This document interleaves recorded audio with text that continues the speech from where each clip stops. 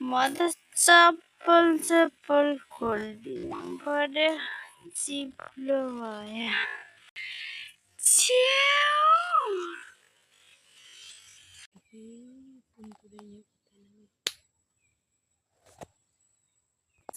Honestly भन्नु पर्दा चाहिँ लागेको च्याउ खन्नतिर अरूले खन्देर लगिदिरहेको थियो भन्दा थाहा पाइन्छ होला। हेरौँ अब च्याउ खन्ने ठाउँ पुगेपछि हेरौँ ल। तर हिजो देखिरहेको थियो बेलुका दामी थियो होइन। आई होप कसैले नखानेको हुनुपर्छ एकदम खानको लागि।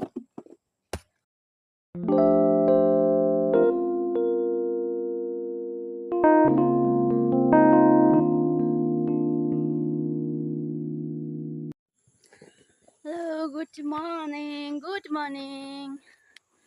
आज चाहिँ फर्स्टमा भन्दा पनि अलिअलि काम गरियो घरको धन्दापात एक दुईवटा।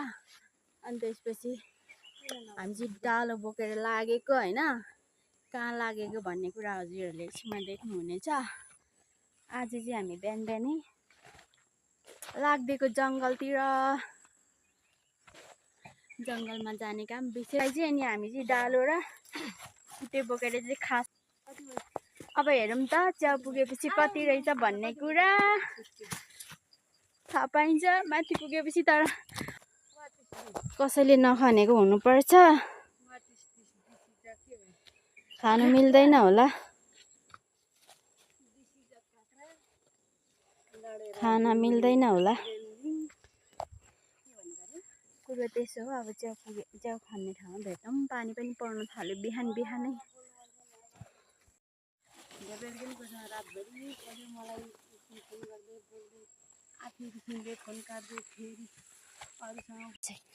आम्मा आइपुग्यो, खुट्टा भाँचिन्छ होला यस्तो पाराले। वा देखियो च्याउ।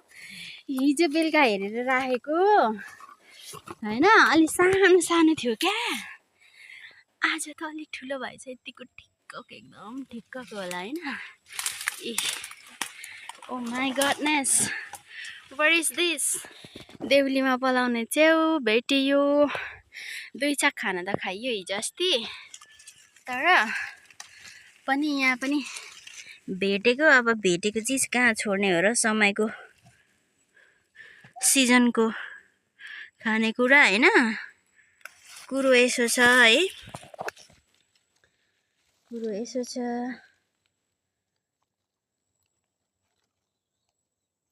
ल हामी आइपुग्यौँ च्याउको जग्गामा, च्याउ भएको जग्गामा आइपुग्यौँ हामी। त्यो यहाँ पर अलि अप्ठ्यारो ठाउँमा भिडमा थियो होइन। अनि यस्तो छ मौसम चाहिँ आजको, धुम्म छ। बिहान चाहिँ बेलुका के हुन्छ कसो हुन्छ त्यो चाहिँ थाहा छैन। अनि लौ एउटा पनि नबिगारै पनि आए च्याउ खनेर खाइने भयो। पोहोरको साल त खानु पाइएन किनभने यहाँको थियो, फलेको थियो, यहाँ थिएन। खान पाइने भयो भनेर क्या मलाई खुसी लागेको। ए ओइ हमारा अधूरी कहानी पूरा हो गई। हन्दिमै त अब छुट्टी त के साह्रो चाम्रो हौ।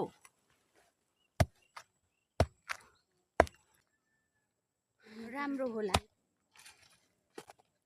के गर्यो भिडियो खिचेर रातो छैन त्यो मुखो ठिक आधा जीवन त छुट्यो छुट्यो च्याउ च्याउ च्याउ च्याउ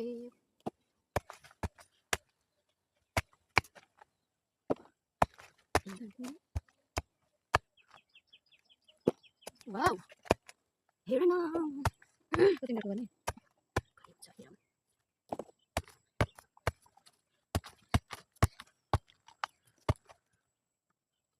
जामलाउने कस्तो खालको रहेछ त्यो मुनि मक्केको हुन्छ माटोले त्यो भएर भइहाल्छ क्या यो चाहिँ आएको कुरा विशेष भन्ने कुरा पनि होइन देउली च्याउ खोज्नु देउली च्याउ मसँग छ च्याउ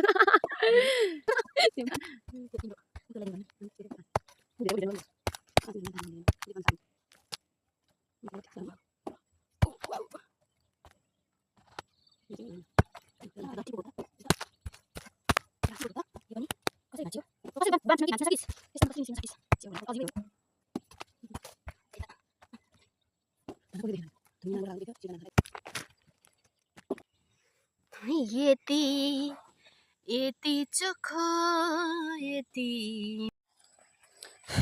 ल च्याउ खनियो आमामा मच्छरले खाएर झन्डै मार्यो बाफ्रे थोडा खाइन मच्छरले झन्डै खाइसक्यो यति भयो च्याउ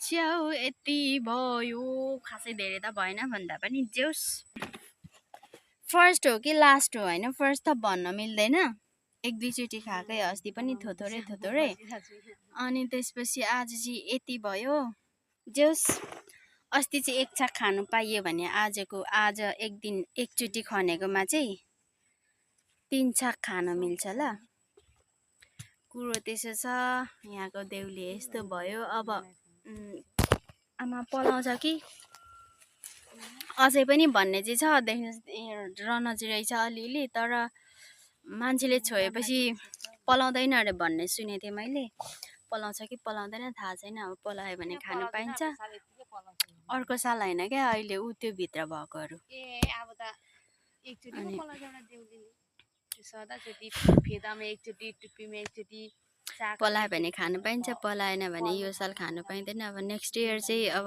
जसरी पनि हुन्छ होला हुन चाहिँ कुरो त्यसो हो च्याउ यति भयो अब लाग्दिने हो घरतिर आजको काम भयो ल यति नै होला सायद बाइ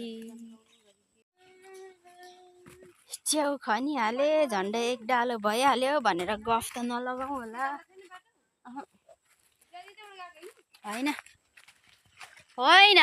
यतैबाट आएको हो एक डालो चाहिँ होइन आधा चाहिँ भयो जे होस् च्याउ खनेर पनि घरतिर लाग्दैको अब चाहिँ घरमा गएर पकाएर पो खानुपर्ने छ होइन लास्ट यही हो अब कुरो त्यसो हो आजलाई चाहिँ कामहरू टन्नै चाहिँ छैन त पानी परेन भने हेरौँ पानी पर्यो भने पुरा धान पनि रोप्नुपर्ने छ हो सबैजनाको सकिसक्यो हाम्रो चाहिँ कुरो त्यसो छ होइन बाई बाई